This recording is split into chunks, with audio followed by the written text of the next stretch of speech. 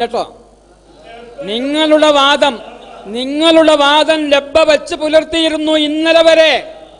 ആ വാദം ഇപ്പോൾ നിങ്ങൾ തിരുത്തി.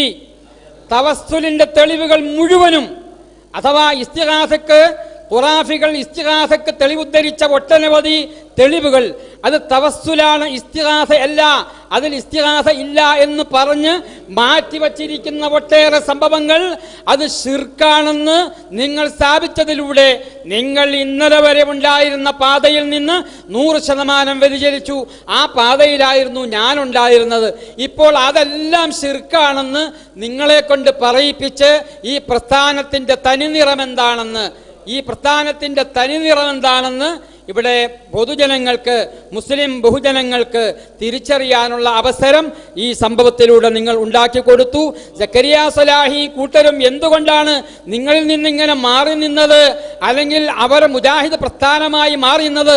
നിങ്ങൾ മുജാഹിദ് പ്രസ്ഥാനമല്ല, നിങ്ങൾ സംഘടനാവാദികൾ മാത്രമാണ്, നിങ്ങൾ സംഘടനയാണ്. യഥാർത്ഥത്തിലുള്ള മുജാഹിദുകൾ എന്ന് പറയുന്നത് ഇപ്പോൾ സക്കരിയ സലാഹിയുടെ നേതൃത്വത്തിൽ തന്നെയാണ്. അവരാണ് മുജാഹിദുകൾ. അവർ സത്യത്തിന്റെ പാതയിൽ നിൽക്കാൻ വേണ്ടി കഠിനമായ പരിശ്രമം നടത്തിക്കൊണ്ടിരിക്കുന്നവരാണ്.